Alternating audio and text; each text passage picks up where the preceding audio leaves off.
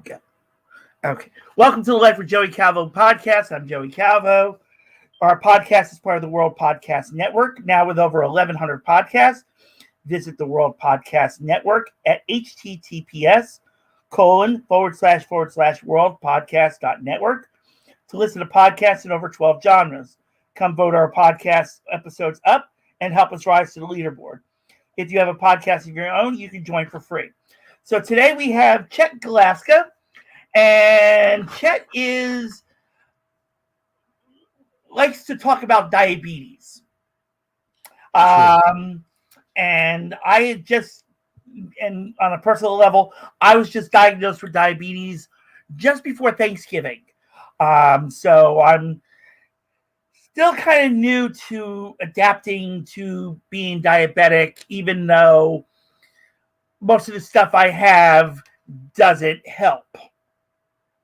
So, Chet, first of all, welcome to the podcast. Thanks, Joey. All right. It's nice to be here. Yeah, and it's great to meet you as well. So how did we get to where we're at right now? Well, I'll give you a little background. I've had type 1 diabetes since 1981. So I've been dealing with this for over 40 years, and I know a lot about it just from personal experience. But I want to explain why I'm doing this. I'm trying to get out there and educate everybody, whether you're diabetic or not, about the facts about diabetes, because there's so much untruth out there about it. I'd like to tell you why I got started in the first place. I was in Chicago a few years ago during the week when Ron Santo was inducted into the Baseball Hall of Fame. There were a lot of stories about him, and it turned out that he had type 1 diabetes during the 1960s, and he kept it secret because he was afraid the Cubs would fire him if they found out. And he might have been right about that. They might have fired him. So Santo's taking his injections and watching his food and all the rest of it, and nobody is the wiser. Well, there's one game in Chicago. It's the last of the ninth. The Cubs are down by 2. There's 2 outs and 2 men on base. Santo's in the on-deck circle. Now, before I go any farther, I have to explain a little bit about diabetes to you. Okay. When you use insulin or certain type 2 medications, you can have low blood sugar. Everybody knows that high blood sugars are what cause the damage, but low blood sugars have a different problem. The trouble is that your brain, unlike other tissues in the body, takes glucose directly from the blood. So if there isn't enough glucose in the blood, the brain starts to go haywire. You can start sweating, you get shaky, your vision can change so that you're seeing double or triple. If it gets low enough, you can pass out. So this is nothing to fool around with, but at least it's easily correctable. All you have to do is eat some sugar, and when the blood glucose level comes back up, the brain comes back online, and you're fine. So anyhow, Santo's in the on-deck circle, and he feels the symptoms of low blood sugar coming on. And he knows what can happen if it gets low enough. So he's just praying that the guy at the plate will make it out and retire the side. But instead, the guy walked. So Santo went up to the plate. He said he looked up, and he saw 3 pitchers, 3 scoreboards, 30-some-odd people standing out in the field. And when the pitcher threw the ball, it looked like it had a slinky attached to it. Oh, no. So he took a wild swing at the ball, connected, and put it out of the park for a walk-off grand slam home run. Wow. So, he made it around the bases and got back to the dugout in time to eat his candy bar. Right. So nobody was the wiser to that until they celebrated Ron Santo Day about 10 years later. And that's when he came out about being a diabetic. Wow. So, I listened to that story and I thought, most people think that the drama here is the walk-off grand slam home run. But what it really was what was going through Santo's head during that whole time. Here he was in a ballpark with 20,000 screaming fans, and he could very well have passed out in front of all of them. And then his secret would have been done. Yeah. So, he had a lot of pressure going on there than just playing baseball. Yeah. I came home and started telling this story. And that's when I realized how poorly people understand diabetes. But what surprised me even more is that people asked me about type 2 diabetes, and I discovered that I misunderstood that badly. There are a lot of things that I thought were true that were not. And it dawned on me that if somebody like me really is that badly informed about type 2 diabetes, then our society has a real problem with it. Mhm. And it does. That's what I've discovered. And that's why I'm out there trying to spread the facts so that people understand it, respect diabetics who fight the disease, and can be helpful to them. Yeah. Okay. All right. So, um, well, like I said, I was diagnosed with type 2. Yep. So I thank God I don't have to, I already take enough injections as it is now, and I may be taking another one for my heart because I'm looking into Mujaro because of everything that's gone on in my health, that my metabolism is all out of whack. And instead of losing weight, I'm gaining weight left and right to the point where I'm now like 260 pounds. But my blood sugar, I've been managing. Thank God. I've never had to, deal with, rushing over and getting something. Or if I have or like when I'm getting ready to go to work, because I work part-time at a warehouse, what I normally do is before the shift, depending on what it is, I might grab a bag of Doritos and just go off of that, and I manage the whole night with it. Even though it's not the greatest thing in the world, but it's something, and it has some type of sugar. Well, let me just interject something here, Joey. Diabetics can still eat sugar. They can eat carbohydrates, which get digested into sugar. In fact, you really need to. If you've got an active job like it sounds like you do, you're going to need that in order to give yourself enough energy to get through the day. Right. And what you probably find is that even though you've eaten those, because you're active, your blood sugar is staying pretty good. Yeah. Because the activity will actually drop your blood sugar. Yeah. Yeah. Because by the end of the shift, I'm like dragging. So, but I also work I work from 8 o'clock at night till like 5:30 in the morning. So, and then when I have that half-hour lunchtime, I actually don't even eat because I'm like, worried about if I have to go do labs the next morning. I got to make sure I don't eat anything after midnight and all that. So it puts me to the catch-22 on that. Matter of fact, actually, after we finish this podcast, I'm actually the last time I ate anything was 5 o'clock. No, wow. 6 o'clock last night. So I've been managing, and like I said, thank God it wasn't. I haven't been as bad, and like right now the iced coffees are holding me up, until after we get through this and stuff. So, like I said, I was diagnosed with type 2 diabetes, and I just saw my primary doctor a couple of weeks ago, and she's got me doing lab work, which I'm going to try to do tomorrow, which I was supposed to have done already, but I'm going to try to do it tomorrow morning. But she's looked at my sugar, and my sugar has been, relatively fine. So I haven't, I'm not freaking out, quote unquote. I'm worried. I was worried more about the high blood pressure off of it. I don't know if the diabetes is causing the high blood pressure. But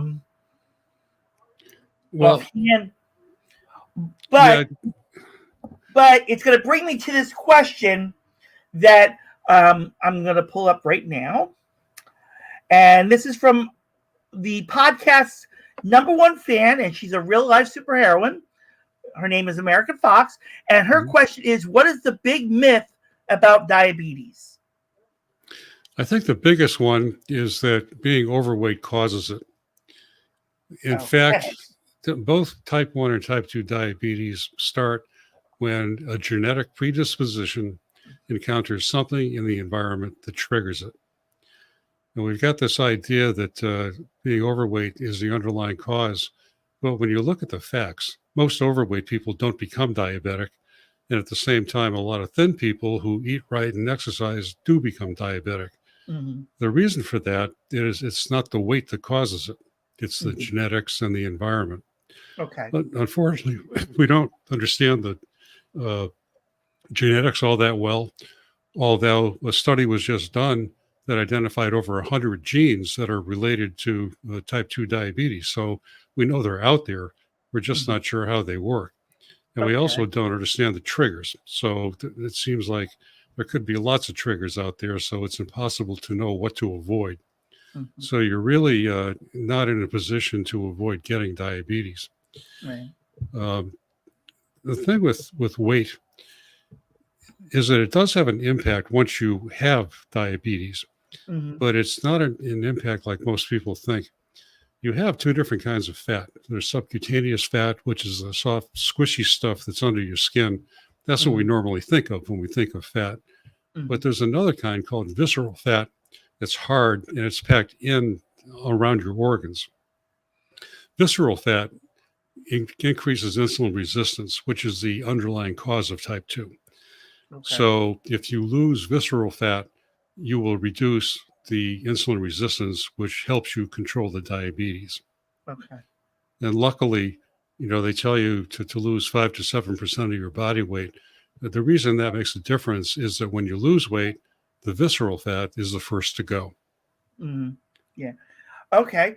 All right. So this visceral fat you're saying. So it's kind of like what's going around the heart and like in the front of the body. Yeah, around the organs, right? Yeah, around the organs. Okay. And I I've had people say, "Oh, you need to lose about 50 pounds," and everybody's like, "Oh yeah, you gotta lose 50 pounds. You gotta do this. You gotta do that. You gotta do that." And I listened, and did it lose weight? No, it gained. So when I go to see actually, when I did see my primary, um, I was 256 at the time, and we turned around, and I asked my doctor. I says, "Did it look like I lost weight?" And she said, "No, you gained more weight." Hmm. And so we had it set up to now where I have to go to an endocrinologist for it. At the same time, when I tried to call the endocrinologist originally, they turned around like, "Oh no, you got to go to a weight management doctor." I'm like, "That's not what my doctor wants," So, but we got it set to see an endocrinologist. Well, that's a really good thing because the endocrinologists are specialists in diabetes and they know a lot more about it than your GP does. Yeah. Okay. All right. So I'm glad she got me in the right. She always gets me in the right direction. It's just sometimes that how should we say the effects to going that direction aren't the greatest, but we do manage that. And when I do go to the heart doctor in 3 weeks, we're going to be talking about going on Mounjaro to help with the not just the diabetes, but the weight and the heart, because Yep. I also have hypertension and sleep apnea. I've got a whole list. So, Yeah, the yeah. weight, carrying too much weight really is a problem in a lot of ways. Mhm. One indirect thing that's going to help you with the diabetes is that when you weigh a little bit less, you're probably going to be more active physically. Mhm. And that really is a key to controlling your blood sugars. Yeah. So it'll help in that regard. And the Yeah. Mounjaro, from what I understand, it really does work. Yeah. People lose weight Yeah. and you lose your appetite, so you're not eating as much, Yeah. which is why you lose the weight. Yeah. But the thing with that is that when you lose the weight, you don't just lose fat, you lose muscle also. Oh. So what you're going to find is that your diet's going to have to change to where you have to make sure that you're eating enough protein to keep that muscle. Yeah. But, Okay. Okay, so my next question, matter of fact, it's just a simple question. That you had mentioned in your bio that either you know of someone or you have diabetes. Um, how can someone actually find out if they're really? And I know you said it was genetic. Um, how can someone like really check to see if the genetics? Yeah. Well, let me say this first. There are certain ethnic groups that are more prone to becoming type 2 diabetic. They include Black people, Latinos, uh, Asian Americans, Pacific Islanders. Those populations just have a higher propensity for getting diabetes. But having said that, anybody can get it at any time. Mm-hmm. So just because you don't happen to be one of those ethnicities doesn't let you off the hook. You may Right, still very well have type 2 diabetes.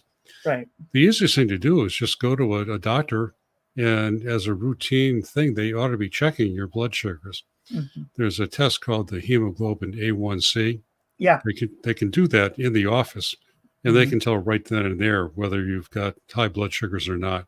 Right. So that's the thing that everybody ought to do, no matter what ethnic group you belong to. Right.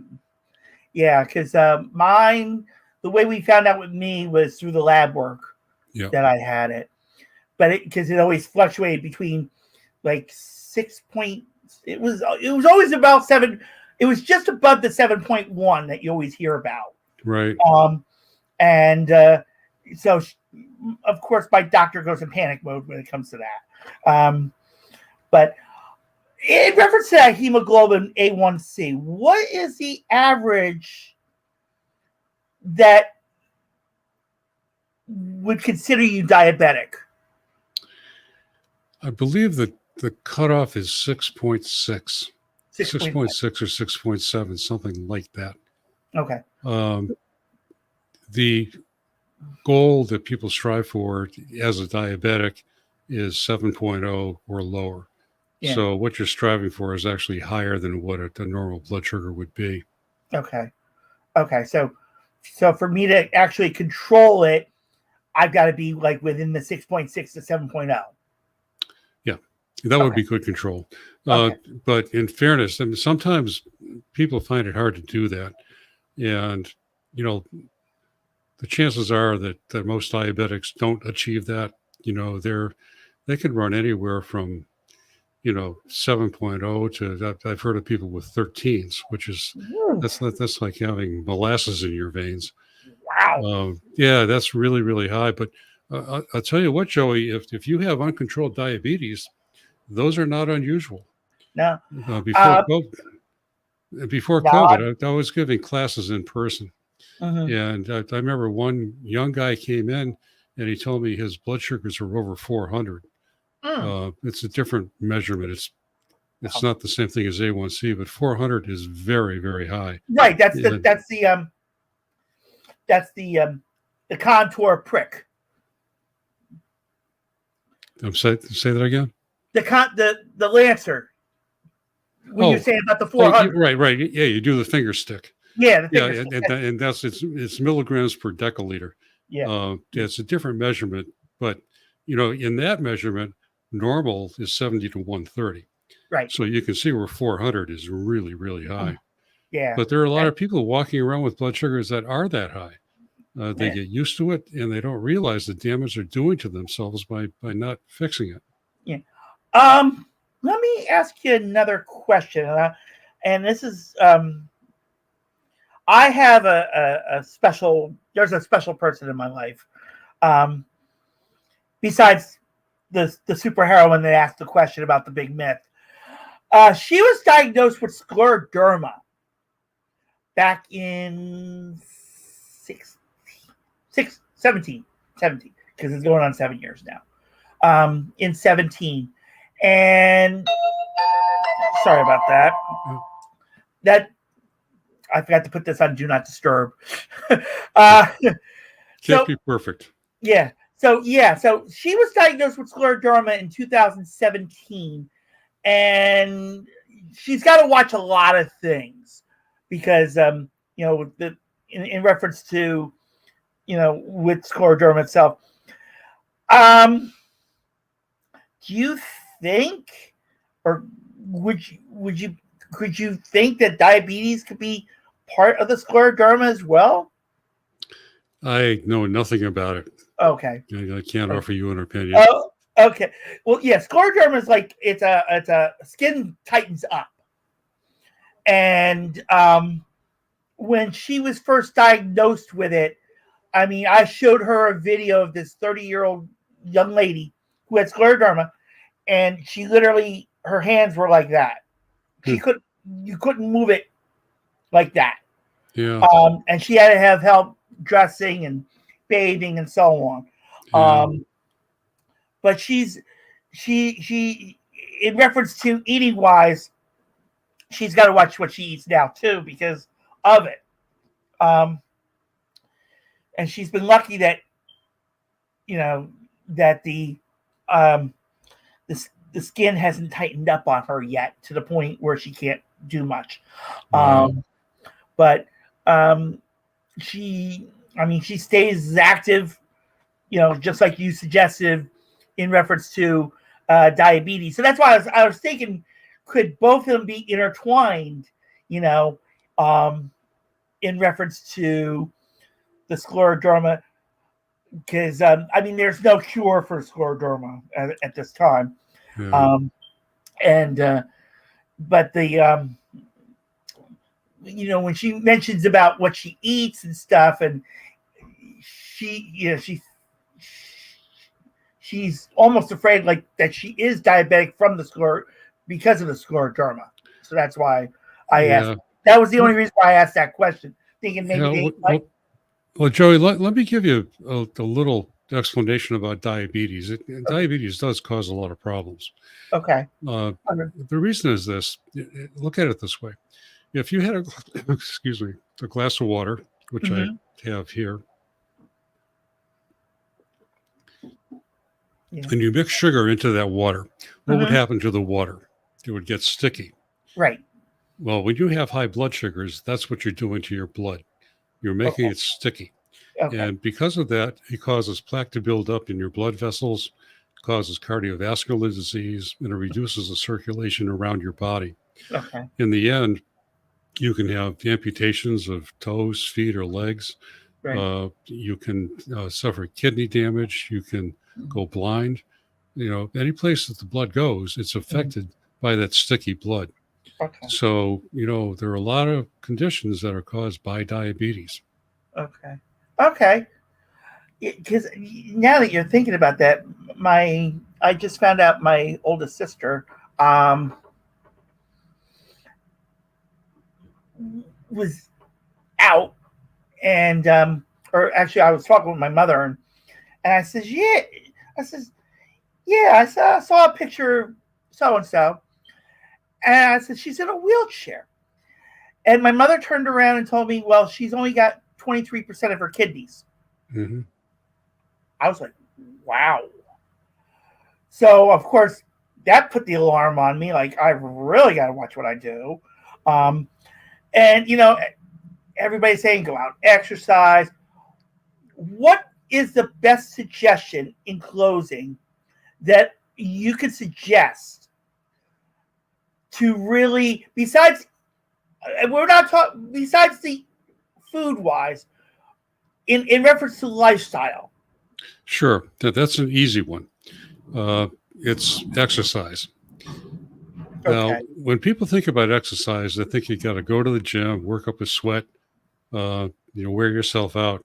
But that's not the kind of thing we're talking about here. The definition of exercise for diabetics is it's anything that makes your skeleton move. And that means that the everyday activities that you do, or working in a warehouse like you already do, anything that gets you walking around, going up the stairs, playing with kids, whatever it is, anything that makes you move helps reduce your blood glucose level. Okay. The reason for this is that your muscle tissue absorbs glucose directly from the blood. Okay. Doesn't need insulin or any kind of medication. It just naturally does it. And it saves it up for future use. When you're Okay. active and you need the glucose for energy, it'll release it. But that natural impact of muscle taking the glucose from the blood is powerful. And, this is nothing that is impossible. If you're mobile at all, Yeah. you're gonna go to the store, go to a super Walmart and walk around. Yeah. You'll get 20 minutes of exercise in easy doing that. Oh, And that's yeah. and that's exactly the kind of exercise you need. Hmm. Now they tell you that you need at least 150 minutes a week. Yeah. Well, that's not much. That's No. cumulative. You could do it Yeah. 10 minutes at a time. Yeah. And just by having a normal lifestyle where you're not sitting around sedentary all the time, Hmm. it shouldn't be hard to get that 150 minutes in. Right. So And that, especially sorry, I was saying, especially when I work, there's the 150 minutes right there because I'm there you always on my feet, and especially with the safety shoes and all that. So I mean, that 150 minutes, just like that, you know. well, you had mentioned how you're managing the blood sugars well so far. Yeah, That's probably why. yeah, yeah. And I do, and I work 2 days a week as of right now. Mhm. And both of those, like I said, they're those working from 8 at night to it's supposed to be Well, 5:30. well, But here's another nice piece of information. good. You don't have to do the exercise every day. Ah, The effect lasts for a couple of days afterwards. So okay. even if you're exercising one day and Hmm. you're not doing quite as much the next day, that Right. impact will still be there. It will still help you keep your blood Okay. glucose levels in check. Okay. Oh, that's great to know. Oh, so that's what, like I said, I'm glad my doctor is like, well, we're not stressing much about the A1C because you're managing it and all that. Um, it's just the diet. And, when people, like you mentioned about diets and stuff, no matter what I try to do, like I said, it hasn't helped on the weight side of it. But we're like I said, we're working on it. And when I see the endocrinologist, even though it's not until officially November as of right now, Mhm. because that's how backed up they are. Um, Hopefully, we'll get a better idea. So, Chad, how can people reach out to you and learn more about diabetes outside of what we've done today? Well, thanks for asking. I have a website and I have some very inexpensive videos on the website that are available. I wish I could give them away for free, but I have expenses. And so I Mhm. just charge a nominal amount to help cover Right. that. There are two videos. One is called The Confusing World of Diabetes, where I explain issues like weight and the fact that it's not something that causes diabetes, whether there's a cure or not, and various other things. And then there's another one called The Nuts and Bolts of Diabetes, where I explain in a down to earth way what foods to look out for, how to manage your diet well in a common sense way. Mhm. I explain about exercise. Part of it is what I just explained to you, Mhm. and then about medications and what they can or can't do. But I also try to give diabetics pride in fighting a difficult disease because it is hard. You got to know what you're doing and then work at it to make it happen. So I'm trying to, number one, give diabetics pride in knowing that they didn't cause the disease and then they're working hard to fix it. But also, I'd like the general public to see this. I'm Mhm. hoping that people will uh, show them in groups, whether it's a civic group or a book club or a church group or whatever it might be. Get a bunch of people together and watch it. They're only less than a half an hour. So Mhm. you can watch them in a half hour, and then people like you and others who have experience with diabetes can talk about it. Mhm. And that becomes a really beneficial thing. So let me Okay. give you my website address. It's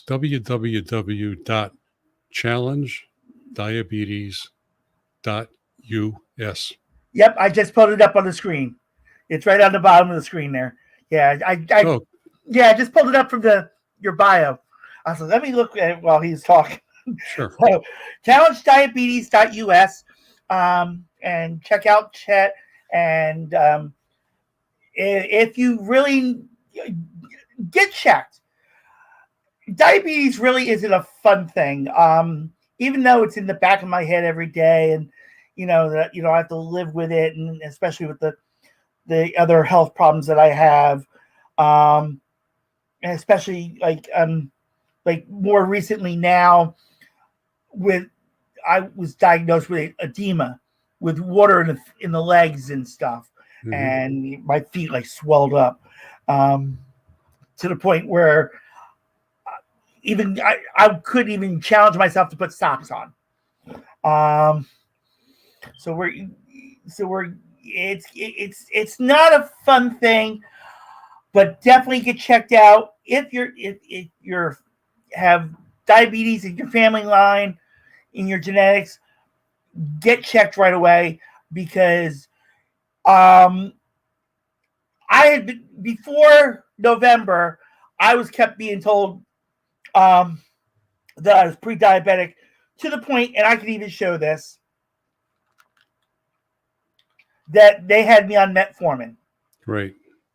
And now I'm on metformin all the time because of it. So definitely get checked. Check out Chet's website, challengediabetes.us. Learn more about diabetes, because, like I said, even if it's not you that's diabetic and you know somebody that is, at least you know the signs that if there is a problem. And one quick question I could bring up. If, I know you mentioned the story about the baseball player, Ron Santos, and, if you feel low blood sugar, you're not somewhere where you're nearing, you bring a thing of sugar in case you're out. In my case, it's usually like a thing of lemonade. And suddenly you feel the symptoms. What type of symptoms when you're out? Yeah, the symptoms change over time, so you have to be aware of that. I used to just start sweating profusely, and then my eyes would start to get a little fuzzy. I would get pale. I wouldn't know that myself, but my wife would tell me, how's your blood sugar? You're looking kind of pale. That was a symptom. Okay. I don't get those so much anymore, but what I do get is my thinking gets hard. It's hard to use logic, and I just feel weird. It's hard to describe, Joey, but I know what the symptoms are when I have them. Right. What I do when I have it is I have a tube of glucose tablets. Okay. Okay. These aren't drinks. They're actually tablets. Right. And they fit in your pocket. So I'll just pop a few of those and give it 10 or 15 minutes, and those will raise the blood sugar back up. Okay. But what you want to do, if you're feeling low blood sugar, you want to sit down, eat the glucose tablets, or drink your lemonade, or whatever you do, right. And wait for it to kick in, because you don't want to be walking around and then fall down. Right. The low blood sugar is not going to kill you itself, but if you fall down and hit your head on something, then that'll hurt you. Yeah. All right. Well, Chet, thank you so much for your time, and thank you for coming on the podcast and chatting about diabetes. And again, go to challengediabetes.us, and Chet will be happy to help you learn about diabetes through the videos that he has to offer. And thank you everyone for watching and listening to the Life with Joey Calvo podcast. I am Joey Calvo. God bless you all. Take care.